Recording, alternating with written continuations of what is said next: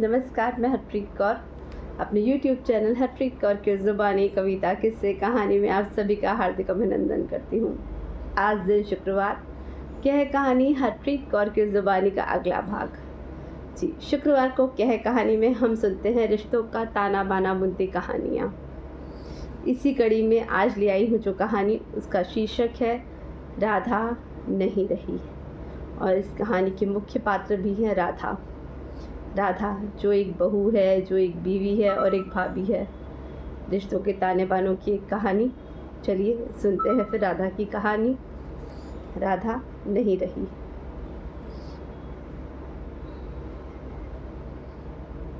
प्रशांत भैया का आज सुबह फ़ोन आ गया।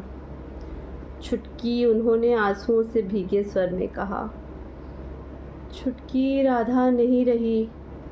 अभी कुछ देर पहले वह हमें छोड़ गई। मेरा जी धक से रह गया। वैसे मैं जानती थी कभी न कभी यह दुखद समाचार भैया मुझे देने वाले हैं। जब से उन्होंने बताया था कि भाभी को फेफड़ों का कैंसर हुआ है, मेरे मन में डर बैठ गया था। मैं मन ही मन प्रार्थना कर रही थी कि भाभी को थोड़े दिनों की मोहलत और मिल जाए, पर ऐसा ना हुआ। भला 40 साल की उम्र भी कोई उम्र होती है? मैंने आह भर कर सोचा, भाभी ने अभी दुनिया में देखा ही क्या था। उनके नन्हे मुन्ने बच्चों की बात सुनकर कलेजा मुंह को आने लगा, कंठ में रुलाई उमड़ने लगी। मैंने भारी मन से अपना सामान पैक किया। अलमारी से कपड़े निकालते वक्त मेरी नज़र सफ़ेद मलमल में लिपटी बनारसी साड़ी पर गई। उसे देखते ही मुझे बीते दिन याद आ गए। कितने चाव से भाभी ने यह साड़ी खरीदी थी। भैया को दफ्तर के काम से बनारस जाना था। चाहो तो तुम भी चलो, उन्होंने भाभी से कहा था। पटना से बनारस ज़्यादा दूर नहीं है और फिर 2 ही दिन की तो बात है, बच्चों को माँ देख लेंगी। भैया मैं भी चलूँगी, मैंने मचल कर कहा था। ठीक है, तू भी चल, उन्होंने हंसकर कहा था। हम तीनों खूब घूमे फिरे। फिर हम एक बनारसी साड़ी की दुकान में घुसे। बनारस और बनारसी साड़ी ना खरीदो, यह तो हो ही नहीं सकता, भैया बोले। भाभी ने काफ़ी साड़ियाँ देख डाली।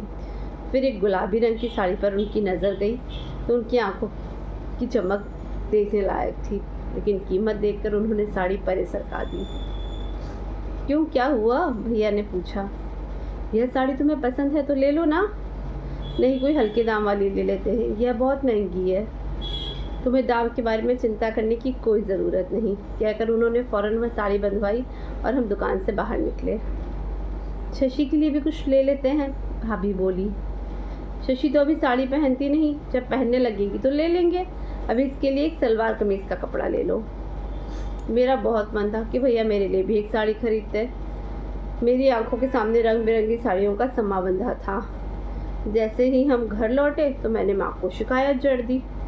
माँ को बताना तो जैसे बारूद के पतीले में आग लगाने जैसा था। माँ एकदम भड़क उठी। अरे, इस प्रशांत के लिए मैं क्या कहूँ, उन्होंने कड़क कर कहा। बीवी के लिए 8,000 रुपये खर्च कर दिए, और ये साथ में तेरी बिन ब्याही बहन भी तो थी, उसके लिए भी एक साड़ी खरीद देता तो तेरा क्या बिगड़ जाता? इस बेचारी का पिता जिंदा होता तो ये तेरा मुँह क्यों जोड़ती? माँ इसके लिए भी खरीद देता, पर ये अभी 14 साल की है मात्र, अभी साड़ी पहनने की थोड़ी ना उम्र है इसकी। तो क्या हुआ, अभी नहीं तो 1 साल तो बाद तो पहन ही लेती। बीवी के ऊपर पैसा फूकने को हरदम तैयार। हम लोगों के खर्च का बहुत हिसाब किताब करते हो।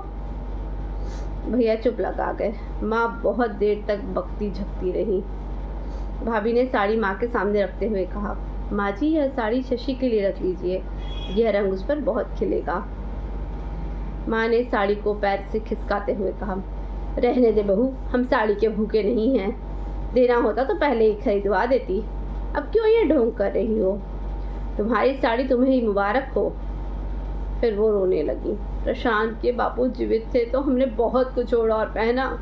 वो मुझे रानी की तरह रखते थे, अब तो तुम्हारे आसरे हैं। जैसा रखोगी वैसे रहेंगे, जो दोगी सो खाएंगे। साड़ी उपेक्षित सी बहुत देर तक ज़मीन पर पड़ी रही।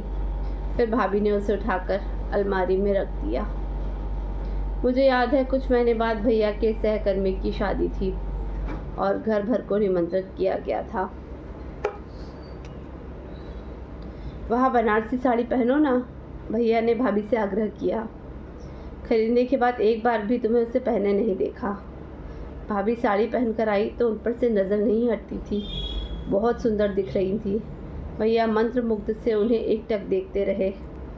चलो सब जन गाड़ी में बैठो, उन्होंने कहा।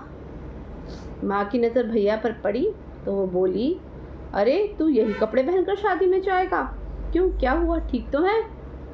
हाँ ठीक है, कमीज की बाह तो फटी हुई है। ओह, जरा सी सीवन उधड़ गई है, मैंने ध्यान नहीं दिया। अब यही फटी कमीज पहनकर शादी में जाओगे? जोरू पहने बनारसी साड़ी और तुम पहनो फटे कपड़े। तुम्हें अपनी मान मर्यादा का तनिक भी ख्याल नहीं है। लोग देखेंगे तो हंसी उड़ाएंगे। मैं अभी कमीज़ बदल कर आ जाता हूँ माँ। लाइए मैं 1 मिनट में कमीज़ सी देती हूँ, भाभी बोली। उतारिए जल्दी। थोड़ी देर में भाभी बाहर आई तो उन्होंने अपनी साड़ी बदलकर एक सादी फूलदार रेशमी सी साड़ी पहन ली थी। यह क्या, भैया ने आहत भाव से पूछा। तुम पर कितनी फब रही थी साड़ी, बदलने की क्या ज़रूरत थी? मुझे लगा ना साड़ी ज़रा भड़कीली है, दुल्हन से भी ज़्यादा बन सवर कर जाऊँ, यह कुछ ठीक नहीं लगता। भैया चुप लगा गए। उस दिन के बाद भाभी ने वह साड़ी कभी नहीं पहनी। हर साल साड़ी को धूप दिखाकर जतन से तह कर रख देती थी। मैं जानती थी कि भाभी को माँ की बात लग गई है। माँ असमय पति को खोकर अत्यंत चिड़चिड़ी हो गई थी। भाभी के प्रति तो एक बहुत ही असहिष्णु थी और इधर मैं भी यदाकदा माँ से चुगली चढ़कर कलह का वातावरण उत्पन्न कर देती थी। घर में सबसे छोटी होने के कारण मैं अत्यधिक लाडली थी। भैया अभी जी जान से कोशिश करते कि मुझे पिता की कमी महसूस ना हो और उन पर आश्रित होने की वजह से मुझ में हीन भावना ना बन पे। इधर माँ भी पल पल उन्हें कोसती रहती थी कि प्रशांत, अब गृहस्थी की बागडोर तेरे हाथ में है। तू ही घर का करता धरता है, तेरा कर्तव्य है तू सबको संभाले, सबको खुश रखे। लेकिन क्या यह काम इतना आसान था? सम्मिलित परिवार में हर सदस्य को खुश रखना कठिन था। भैया प्रशासन अधिकारी थे, आय अधिक ना थी पर शहर में दबदबा था। लेकिन महीना ख़त्म होते होते पैसे चूक जाते और कई चीज़ों में कटौती करनी पड़ती। मुझे याद है एक बार दिवाली पर भैया का हाथ बिल्कुल तंग था। उन्होंने माँ से सलाह की और तय किया कि इस बार दिवाली पर पटाखे और मिठाई पर थोड़े बहुत पैसे खर्च किए जाएंगे और किसी के लिए नए कपड़े नहीं लिए जाएंगे, लेकिन छुटकी के लिए एक साड़ी ज़रूर ले लेना। अब तो वह साड़ी पहनने लगी है, उसका मन दुखेगा और उससे नए कपड़े ना मिले तो अब कितने दिन हमारे घर रहने वाली है? पराया धन, बेटी की जात। ठीक है, भैया ने सिर हिलाया। मैं नए कपड़े पहनकर घर में मटकती फिरी। बाकी सबने पुराने धुले हुए कपड़े पहने हुए थे, लेकिन भाभी के चेहरे पर ज़रा भी शिकन नहीं आई। जहाँ तक मुझे याद है शायद ही ऐसा कोई दिन गुजरा हो जब घर में किसी बात को लेकर खटपट ना हुई हो। भैया के दफ्तर से लौटते ही माँ उनके पास शिकायत की पोटली लेकर बैठ जाती। भैया भाभी कहीं घूमने जाते तो माँ का चेहरा फूल जाता। फिर जैसे ही वे घर लौटते वे कहती, प्रशांत बेटा, घर में बिन ब्याही बहन बैठी है, पहले उसे ठिकाने लगा, फिर तुम मियाँ बीवी जो चाहे करना, चाहे अभिसार करना, चाहे रास रचाना, मैं कुछ नहीं बोलूँगी। कभी भाभी को सस्ते संवरती देखती तो ताने देती, अरे बहू, सारा समय श्रृंगार में लगाओगी तो इन बाल गोपालों को कौन देखेगा। कभी भाभी को बंठन कर बाहर जाते देख मुँह बिचकाती और कहती, 3 बच्चों की माँ हो गई पर अभी भी सास श्रृंगार का इतना शौक। इधर भैया भाभी को सस्ते संवरते देखते तो उनका चेहरा खिल उठता। शायद यही बात माँ को अखरती थी। उन्हें लगता था कि भाभी ने भैया पर कोई जादू कर दिया है और तभी वे हर वक्त उनका ही दम भरते रहते हैं, जबकि भाभी के सौम्य स्वभाव के कारण ही भैया उन्हें इतना चाहते थे। मैंने कभी किसी बात पर उन्हें झगड़ते नहीं देखा था। कभी कभी मुझे ताज्जुब होता था, भाभी जाने किस मिट्टी की बनी है, इतनी सहनशील थी कि वह माँ के तमाम तानों के बावजूद उनका चेहरा कभी उदास नहीं हुआ। हाँ, एक आध बार मैंने उन्हें फूट कर रोते हुए देखा था भाभी की, क्योंकि 2 छोटे भाई थे जो अभी स्कूलों में पढ़ रहे थे। वे जब भी भाभी से मिलने आते तो भाभी खुशी से फूली न समाती, बड़े उत्साह से उनके लिए पकवान बनाती। उस समय माँ का गुस्सा चरम पर पहुँच जाता। ओह, आज तो बड़ा जोश चढ़ा है, चली भाइयों के बहाने आज सारे घर को अच्छा खाना मिलेगा। लेकिन रानी जी से मैं पूछूं, तुम्हारे भाई हमेशा खाली हाथ झुलाते हुए क्यों आते हैं? इनको सोचता नहीं कि बहन से मिलने जा रहे हैं तो एक आध गिफ्ट लेकर चले? बाल बच्चों वाला घर है आखिर। माँ जी अभी पढ़ रहे हैं दोनों, उनके पास इतने पैसे ही कहाँ होते हैं कि गिफ्ट वगैरह खरीदे। अरे इतने भी गए गुजर नहीं है कि 2-4 रुपए की मिठाई भी ना खरीद सके। आखिर कंगलों के घर से है ना, ये सब के तौर तरीके कहाँ से जानेंगे। भाभी को ये बात बहुत चुभती, वे चुपचाप आंसू बहाने लगती। कुछ वर्ष बाद मेरी शादी तय हो गई। मेरे ससुराल वाले बड़े भले लोग थे, उन्होंने दहेज तक लेने से इनकार कर दिया। जब मैं विदा हो रही थी तो भाभी ने वह बनारसी साड़ी मेरे बक्से में रख दी और कहा, चुटकी यह मेरी तरफ से एक तुच्छ भेंट। अरे ये तो तुम्हारी बहुत प्रिय साड़ी है भाभी। हाँ, पर इसको पहनने का अवसर ही कहाँ मिलता है। जब भी पहनोगी इसे तुम्हें मेरी याद आएगी। हाँ भाभी, मैंने मन ही मन कहा, इस साड़ी को देखूंगी तो तुम्हें याद करूंगी। तुम्हारे जैसी स्त्रियां इस संसार में कम होती हैं। इतनी सहिष्णु, इतनी उदार, कभी अपने लिए कुछ मांगा नहीं, कुछ चाहा नहीं, हमेशा दूसरों के लिए खटती रही, बिना किसी प्रकार की अपेक्षा किए। मुझे उनकी महानता का तब एहसास होता था जब वे अपने प्रति होते अन्याय को नज़रअंदाज कर जाती। मेरे ससुराल में भरा पूरा परिवार था, 2 ननंदे, एक लाडला देवर।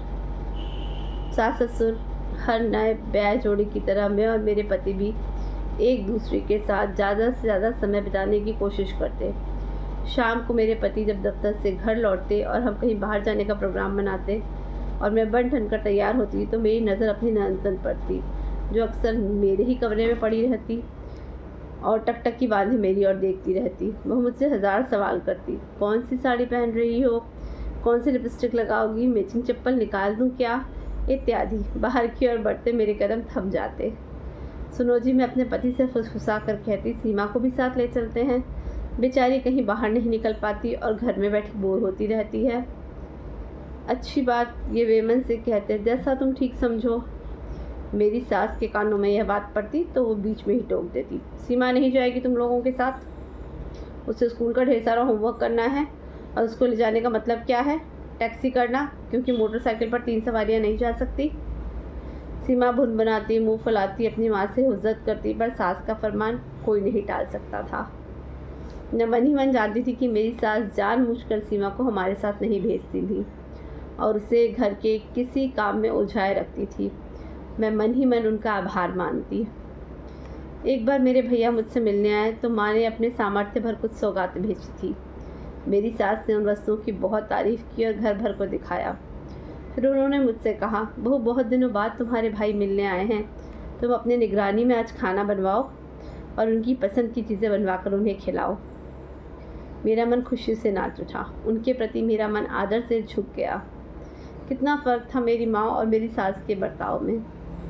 मैंने सोचा, मुझे याद है जब मेरी भाभी का कोई रिश्तेदार उनसे मिलने आता तो मेरी माँ की भुगटी तन जाती। वे किचन में जाकर ज़ोर ज़ोर से भटकती ताकि घर भर को उनकी अप्रसन्नता का भान हो जाए।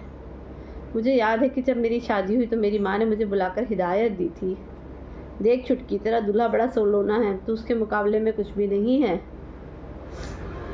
मैं तुझे चेताए देती हूँ कि तू हमेशा उसके सामने बन ठन कर रहना, तभी तो उसका मन जीत पाएगी।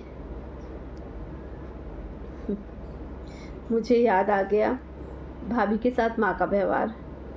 मुझे लगता है कि इधर मेरी माँ ने, जिन्होंने भाभी को तिल जलाया था, उनकी अवहेलना कर उनके जीवन में जहर घोल दिया था। इसके विपरीत मेरे ससुराल में जब भी कोई त्यौहार आता तो मेरी सास आग्रह करके मुझे नई साड़ी पहनाती और अपने गहनों से सजाती। वे सब में कहती फिरती, मेरी बहू तो लाखों में एक है।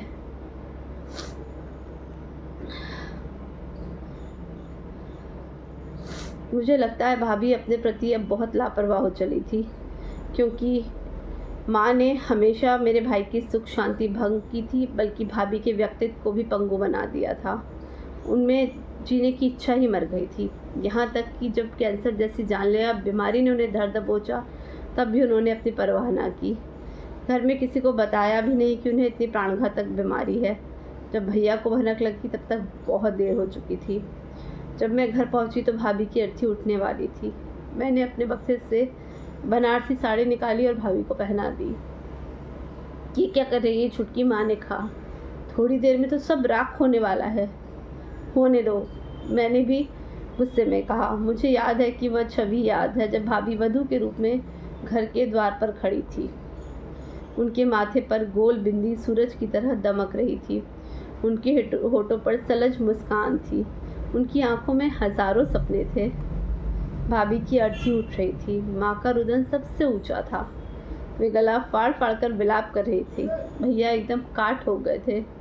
उनके दोनों बेटे रो रहे थे, पर छोटी बेटी नेहा, जो भी सिर्फ 4 साल की थी, चारों ओर अबोध भाव से टुकुर टुकुर देख रही थी। मैंने उस बच्ची को गोद में उठा लिया और भैया से कहा, लड़के बड़े हैं, कुछ दिन में बोर्डिंग पढ़ने चले जाएंगे, पर यह नन्ही सी जान है, इसे कोई देखने वाला नहीं है। इसको तुम मुझे दे दो, इसे मैं पाल लूँगी, जब कहोगे वापस लौटा दूँगी। अरे ये क्या कर रही है? माँ फुसफुसाई। तू क्यों इस जंजाल को मोल ले रही है? तुझे नाहक परेशानी होगी। नहीं माँ, मुझे कोई परेशानी नहीं होगी।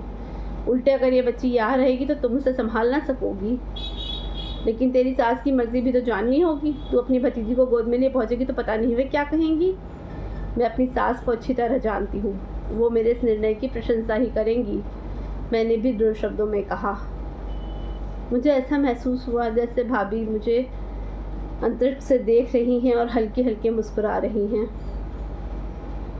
भाभी, मैंने मन ही मन कहा, मैं तुम्हारी धाती लिए जा रही हूँ। मुझे पक्का विश्वास है इसमें तुम्हारे संस्कार भरे हैं। इसे अपने हृदय से लगाकर तुम्हारी याद ताज़ा कर लिया करूँगी। यही थी आज की कहानी, राधा नहीं रही। कहानी कैसी लगी आप सभी को कमेंट से ज़रूर अवगत कराएं।